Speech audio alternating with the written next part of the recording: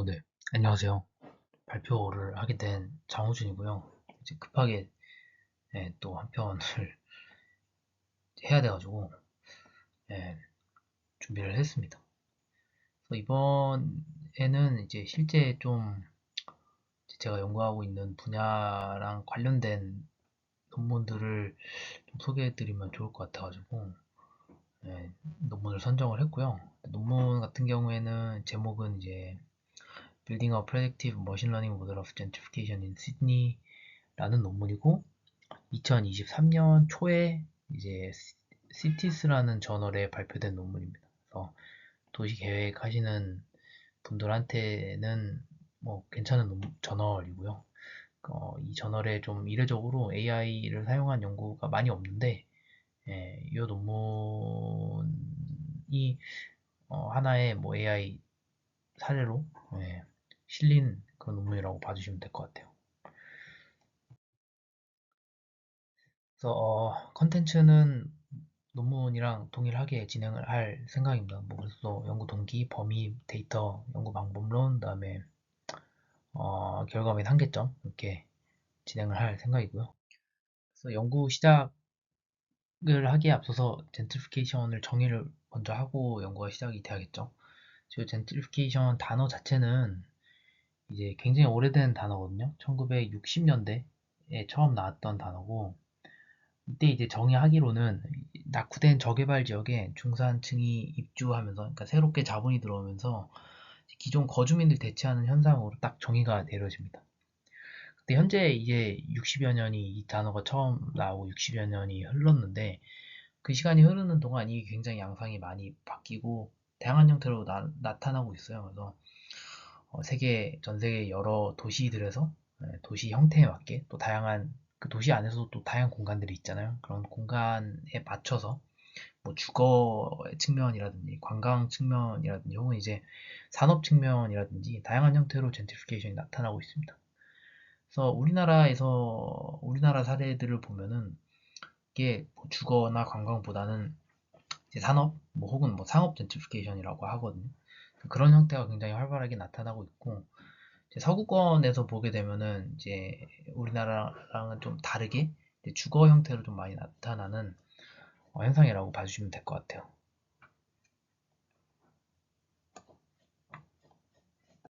그럼 이런 젠트리피케이션 현상의 영향에 대해서 또 말씀드리면은 젠트리피케이션이 이제 자본이 낙후된 지역에 유입이 되니까 이제 긍정적인 영향도 있고요.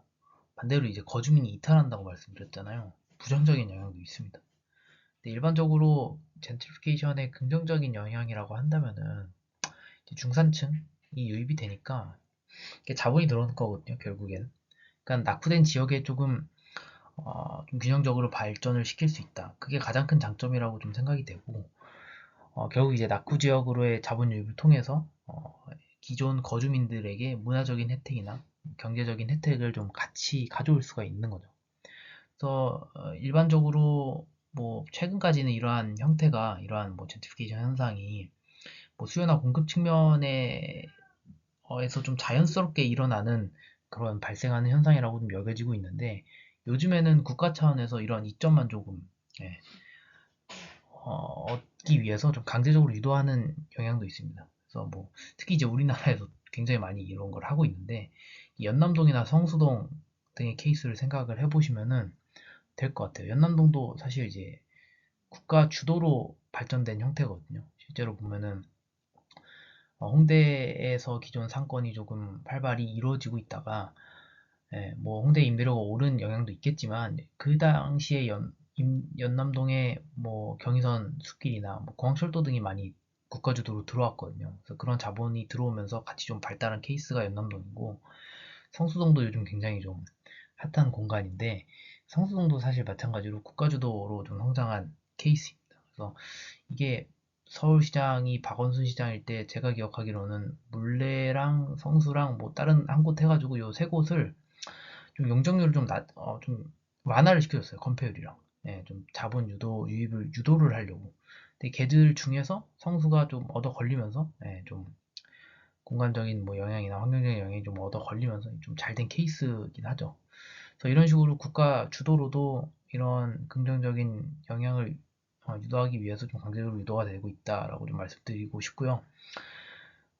반대로 이렇게 젠트리피케이션이 일어나게 되면은 부정적인 현상도 같이 발생합니다. 항상 이제 양면적인 효과를 가져오는 게 젠트리피케이션인데, 부정적인 영향은 앞서 말씀드렸지만 이제 기존 거주민의 이탈이 가장 크죠. 그래서 나쿠 지역이 발전이 되면은 그 해당 지역의 뭐 경제적이나 문화적이나 이점을 가져오는 것은 분명하나, 그로 인해서 지역의 물가나 부동산이 굉장히 빠르게 오르거든요. 특히 임대료 같은 경우도 엄청나게 빠른 속도로 오르기 때문에 해당 그런 물가 상승, 뭐 인플레이션에 적응하지 못한 기존 거주민들은 퇴거를 할 수밖에 없겠죠. 근데 이게 자발적인 퇴거가 아니라 사실 쫓겨나는 겁니다. 지역에서, 기존 지역에서.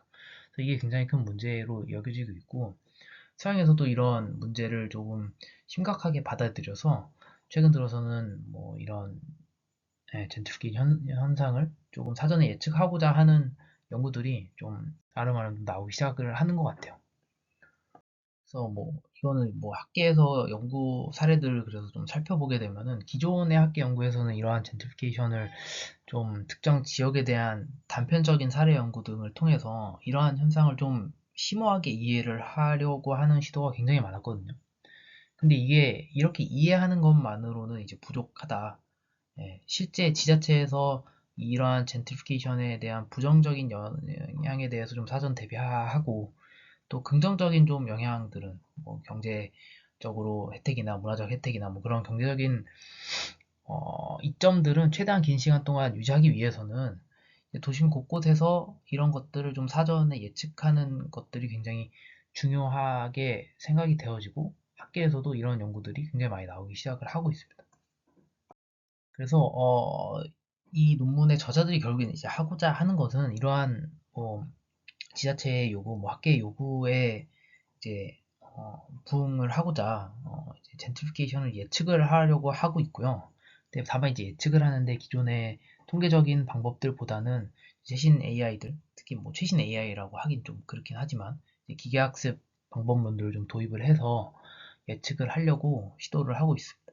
그래서 저자들은 이제 기계학습이 가진 장점들을 좀 적극적으로 활용을 하고자 하고요. 아무래도 기존 통계 기법들보다는 훨씬 더 방대한 데이터를 사용을 할 수 있으면서도 또 도시 전역으로 또 확장성이 굉장히 또 좋거든요. 그래서 일반화하기도 또 용이하고, 또 예측 성능도 일반적인 통계 기법들보다 뭐 예, 우수하기 때문에 이런 기계학습을 사용을 해서 젠트리피케이션을 예측을 하고자 하고 있습니다.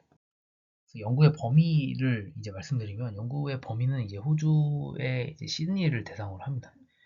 그래서 시드니가 행정구역 체계가, 제가 요거를 이제 찾아보면서 좀 찾아봤는데 SA3, SA2, SA1 이렇게 나뉘더라고요. 근데 이게 신기한 게, 뭐 저희처럼 이제 지역 뭐 경계로 나누는 게 아니라 이게 인구 수로 이제 나눈다고 하더라고요. 그래서 SA1 단위면은 한 200에서 300명 정도 규모로 구성된 하나의 행정구역 단위라고 생각을 해주시면 될 것 같고요. 저자들은 이 통계청에서 이 SA1 구역을 기준으로 이제 구분된 지역들의 젠트리피케이션을 이제 예측을 하고자 하는 것이죠.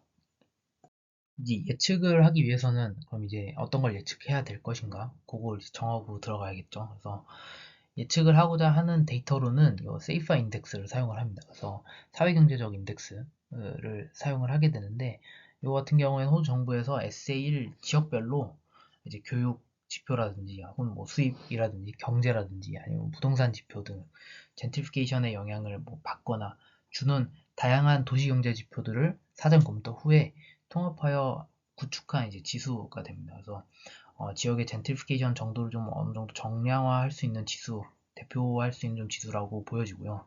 이 지수 같은 경우에는 여러 가지 지표들을 뭐 따로 웨이트를 줘서, 뭐 일반적으로 하는 방식이죠. 웨이트를 줘서 뭐 합치고 뭐 그런 거는 아니고, 이제 통계 기법 중에 하나인 이제 PCA 있죠. 주성분 분석. 그래서 주성분 분석을 사용을 해서 하나의 축으로 압축을 시킨 다음에 그거를 가지고 지수로 사용을 하게 됩니다.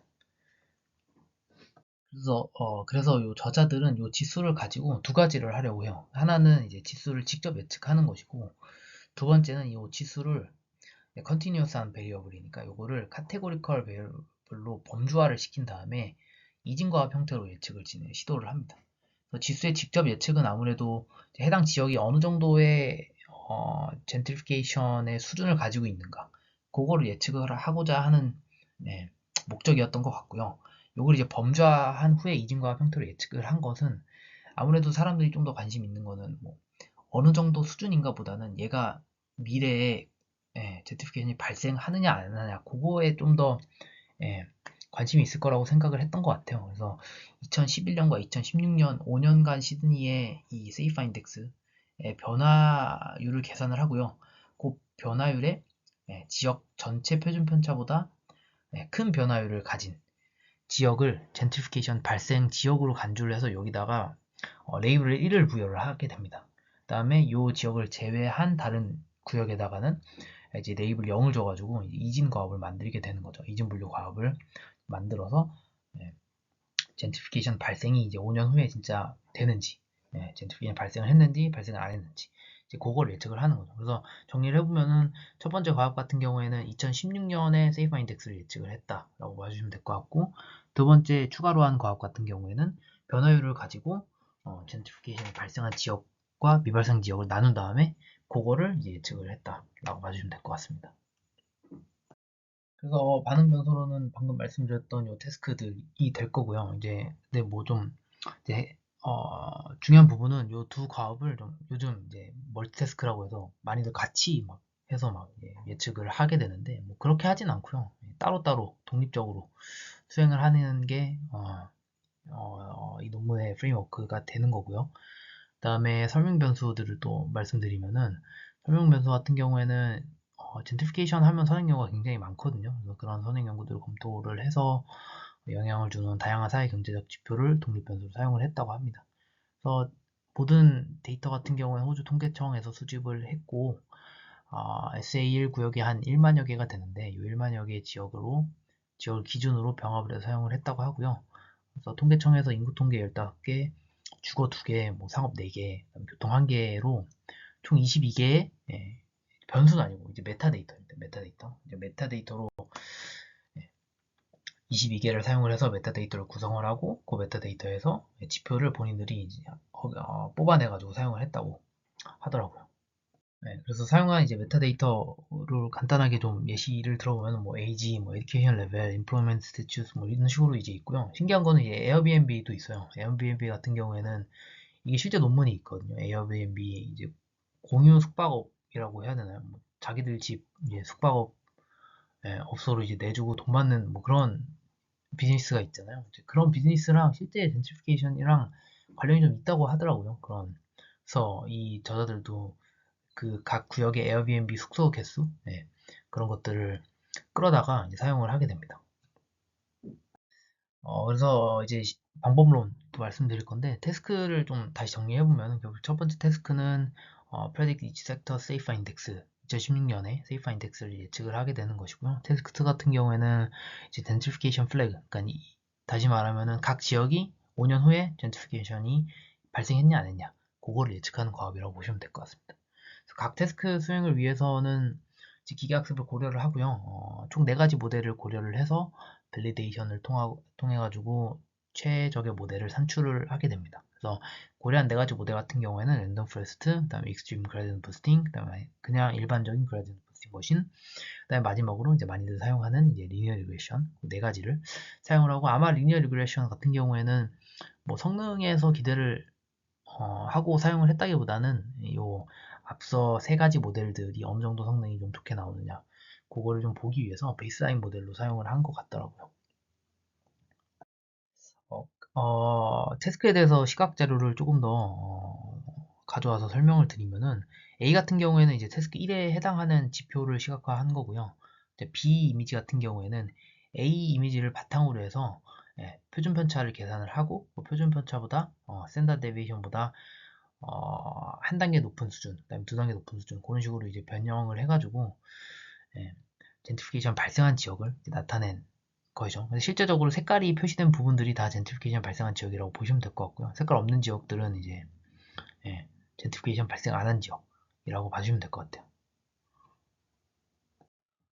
결과를 말씀드리면은 일단은 평가 지표부터 말씀드리면은 태스크 1에서는 총 4가지 사용을 했습니다. R스퀘어, 그 다음에 MAE, MSE, MAP 이 4가지 사용했고 태스크 2는 비교를 위해서 어큐레시, 그 다음에 F1 스코어, AUC 3가지를 사용을 했는데 두 건 모두 다 그라디언트 부스팅 머신이 가장 좋은 모델로 판정이 됐습니다. 그래서 성능 보시면은 이 정도 나오고요. 태스크 1 같은 경우에는 한 MAP 기준으로 어, 1.85, 1.85. 근데 이게 제가 보기에는 1.85%가 아니라 예, 여기다 곱하기 100을 해서 185%가 오차인 것 같아요. 실제로 보면은. 근데 그냥 1.85로 제공을 한 것 같고 태스크 2 같은 경우에는 어크래시가 한 87% 정도 나오죠. 그러니까 태스크 2 보면 어크래시가 87%인데 MAP가 1.85가 나올 수가 없거든요. 제가 생각하기에는. 185%인 것 같다. 그러니까 오차가 좀 크죠. 네, 그래서 결국에는 이 사람들이 태스크 1 오차가 좀 크니까 태스크 2 모델을 가지고 최종 제한 모델로 제안을 하게 됩니다. 그래서 앞서 말씀드렸던 그래서 이 태스크 2로 적합한 GBM 모델, 그러니까 최종 제한 모델을 바탕으로 외부 자료를 바탕으로 한 번 더 타당성 검증을 실행을 합니다. 그래서 가장 성능이 좋았던 이 GBM이 예측한 젠트리피케이션 발생 지역에서 임의 지역을 몇 곳을 추출을 하고요. 그다음 그 추출한 지역과 지역의 실제 집값 상승률을 이제 비교를 하는 거죠. 서 시드니 전체랑. 그래서 그거에 대한 테이블을 제가 가져와 봤는데, 그래서 총 7개 지역을 저자들이 선별을 해서 골라게 됐는데, 그래서 보시면은 각 지역 모두 다뭐한 70% 정도 미디안 하우스 프라이스가 오르는 거 볼 수가 있고, 뭐 어떤 데는 막 91%까지 오르게 되죠. 근데 이게 시드니 평균은 69%예요. 보시면은 6지역 중에 7지역이죠. 7지역 중에 6지역은 평균보다 높은 상승률을 보였고 걔들 중에서 두 곳은 한 15%보다 더 높게 상승을 한 것을 보실 수가 있습니다. 그래서 실제 모델이 어느 정도 좀 잘 예측을 하고 있다라고 보시면 될 것 같아요. 뭐 지수를 정확하게 예측을 하지는 못해도 또 대략적으로 해당 지역이 5년의 시간 후에 젠트리피케이션이 주거 젠트리피케이션이 발생을 하는지는 어느 정도는 예측을 가능하다라고 봐주시면 될 것 같습니다. 그 다음으로 이제 저자들이 한 거는 여기다가 이제 XAI를 도입을 한 겁니다. 그래서 이제 실제 뭐 실질적인 의사 결정에 활용을 하기 위해서는 해당 기계학습 모델을 활용을 하기 위해서는 이게 조금 더 해석 가능성이 좀 필요하거든요. 그래서 GBM 같은 경우에는 이제 변수 중요도를 산출을 할 수는 있지만 이 변수랑 그러니까 독립 변수랑 종속 변수 간의 방향성을 제공해 주지는 않습니다. 해당 변수가 어느 정도 중요하냐 중요하지 않느냐만 제공해 줄 수 있지 해당 변수가 뭐 늘어날 때 종속 변수가 같이 늘어난다 뭐 그러한 관계성을 제공해 줄 수는 없는 거죠. 그래서 그거를 살펴보기 위해서 XAI를 도입을 하게 되고요. 여러 가지 XAI 모델들 중에서 좀 광범위하게 사용되는 특히 이제 샵이라는 모델을 끌어다가 사용을 하게 됩니다. 샵 같은 경우에는 예측 모델에 사후 적용되는 방식이거든요. 그래서 뭐 특별한 모델에만 적용할 수 있는 그런 제약이 없습니다. 제약이 없기 때문에 굉장히 다양한 뭐 연구나 혹은 뭐 실무에서도 많이 사용되는 걸로 알고 있고요. 그다음에 또 샵의 특징 같은 경우에는 이게 개별 인스턴스별로 중요도를 산출하고 얘를 다 통합해서 전역 해석을 제공하는 방식으로 모델이 학습이 되거든요. 그렇기 때문에 개별 인스턴스에 대한 해석력도 제공할 수가 있고 얘를 다 합쳐서 평균을 낸 모델의 전반적인 판단 근거 역시 제공을 해줄 수 있는 장점이 있죠. 그래서 국소 해석력, 전역 해석력 모두 사용을 할 수가 있기 때문에 굉장히 많이 쓰이는 샵을 사용을 하게 됩니다.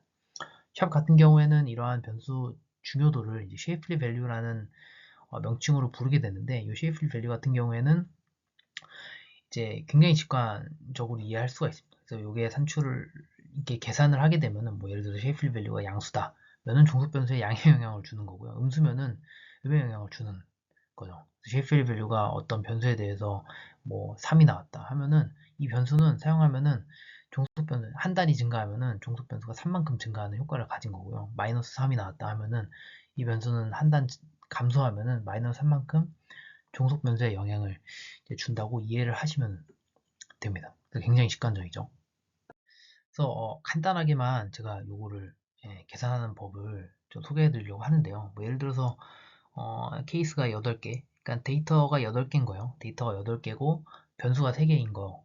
이러한 예측 결과에 대해서 x1에 대한 x1 변수에 대한 변수 영향을 계산하는 과정을 제가 간단하게만 가져왔습니다. 그래서 우선 이제 첫 번째로 하는 거는 x1 변수의 예측 참여 여부에 따른 예측값의 차이를 계산하는 거예요. 그래서 보시면 케이스 1과 케이스 2는 x2와 x3는 다 같이 안 쓰고요. x1만 사용 여부가 달라지거든요. 결국에는 케이스 1과 케이스 2의 차이는 우리가 직관적으로 생각을 해보면은 x1을 사용하면 15만큼의 예측력 차이가 난다는 거죠. 반대로 이제 케이스 3과 케이스 5 같은 경우에는 예, x2와 x3, x2는 사용을 하고 x3는 사용을 안 했죠. 그러니까 이 두 가지는 동일하고 마찬가지로 x1만 사용 여부가 달라집니다. 근데 해당 케이스 두 개 같은 경우에는 x1을 사용을 하면 오히려 마이너스 18만큼 감소를 하게 되죠. 그래서 이런 식으로 데이터셋을 다 뒤져가지고 이렇게 짝을 지어가지고 예측값의 차이를 계산하는 게 첫 번째 과정이 되고요. 그 다음으로는 가중치를 계산하는 과정인데 이거는 뭐 그냥 간단하게 말씀드릴게요. 그래서 모든 가중치들은 x1이 제거 가능한 수, 그러니까 x1 제거 가능한 수는 실질적으로 하나죠. 쓰냐 안 쓰냐 하나밖에 없으니까. 그래서 그거를 다 분자로 들어가게 되는 거고, 가중치의 분모 같은 경우에는 사용한 변수의 개수에 따라서 달라집니다. 그래서 한 개의 피처만 사용했을 때는 변수 제거 가능수가 x1 제거하는 거, 그다음에 x2 제거하는 거, x3 제거하는 거 세 가지밖에 없으니까 3분의 1이랑 가중치가 도출이 되는 거고요. 반대로 이제 두 개의 피처만 사용했을 때는 이런 식으로 계산해보면 6가지가 나오거든요. 그래서 6분의 1이 가중치로 들어가게 되는 거고, 모든 피처를 사용했을 때는 마찬가지로 3가지밖에 없겠죠. 그래서 그때는 이제 마찬가지로 3분의 1이 되게 됩니다. 그래서 이 가중치 같은 경우에는 실제적으로 이제 한 개의 피처만 사용했을 때 3분의 1이라고 했는데, 이 3분의 1은 15랑 곱해지는 거거든요. 결국에는 15에 해당하는 케이스들은 x1 변수가 하나만 들어갈 때의 영향력이기 때문에 여기에 이제 3분의 1이 곱해지는 거고, 마이너스 18이랑 12 같은 경우에는 이제 잘 보시면 두 개의 피처를 사용을 했어요. 그래서 이거 같은 경우에 6분의 1이 곱해져서 더해지게 되고요. 마지막으로 케이스 8번과 케이스 7번 같은 경우에는 모든 피처를 사용했을 때의 변수 영향력이 되겠죠. 그래서 여기서는 3분의 1이 곱해져서 이제 가중합이 만들어지게 됩니다.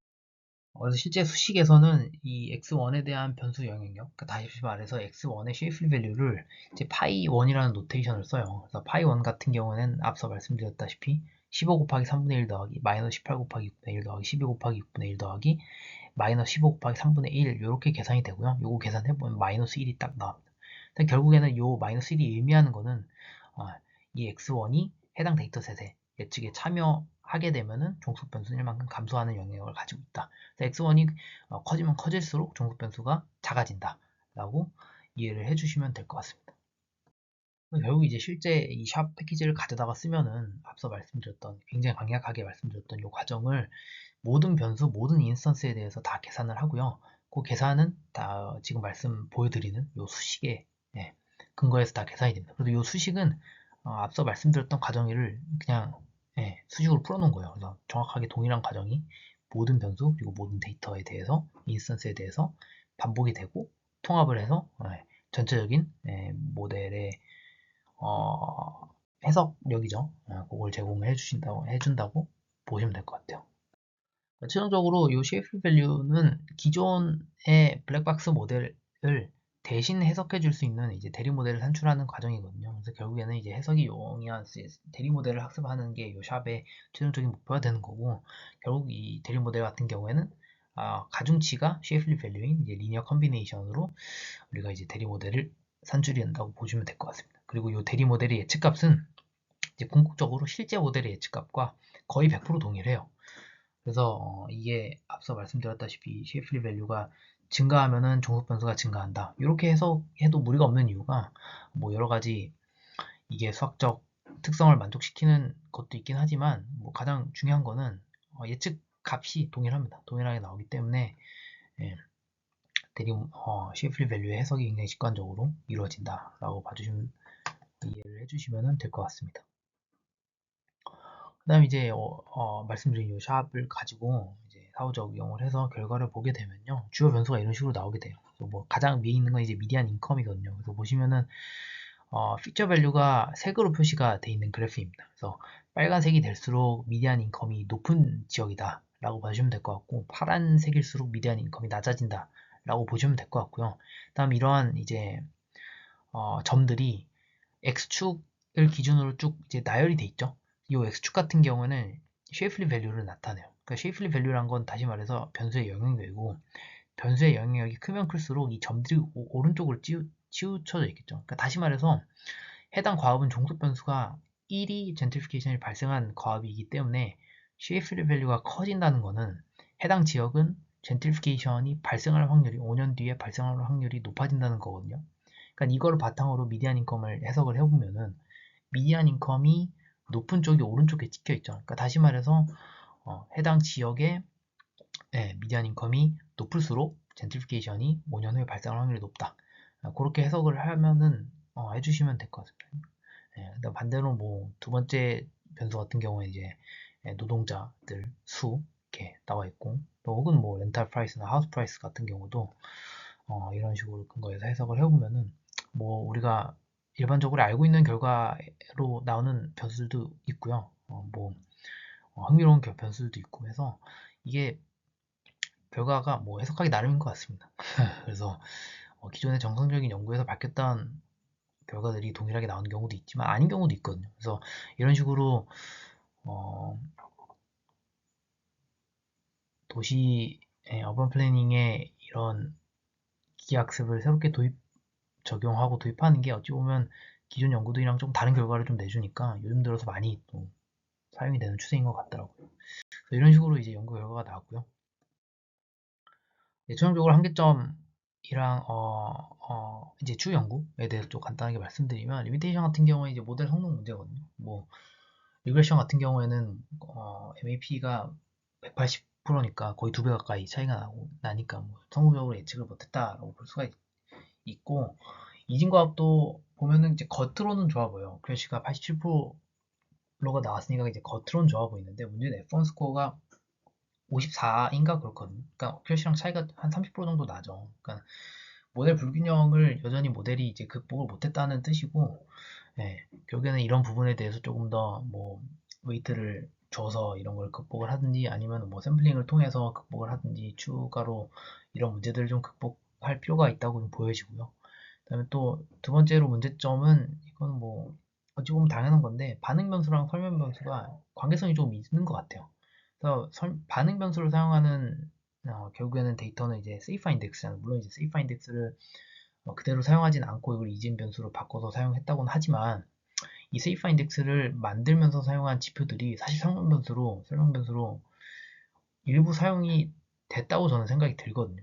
그래서 지수 예측을 위해서 결국에는 이 지수를 구성하는 지표를 독립변수를 사용을 한 것이죠. 그러니까는 이 지수를 만드는데 이걸 일반적으로 뭐 가중합을 해서 산출한 건 아니고 PCA를 통해서 산출했다고는 하지만, 어느 정도 이 관계성이 여전히 유지될 거라고 생각이 들고요. 이러한 관계성을 좀 제거하고 조금 더 도시 컨텍스트적인 측면에서 예, 데이터를 사용을 해서 예측을 하게 된다면 조금 더 좋은 결과가 나올 거라고 생각이 들긴 합니다.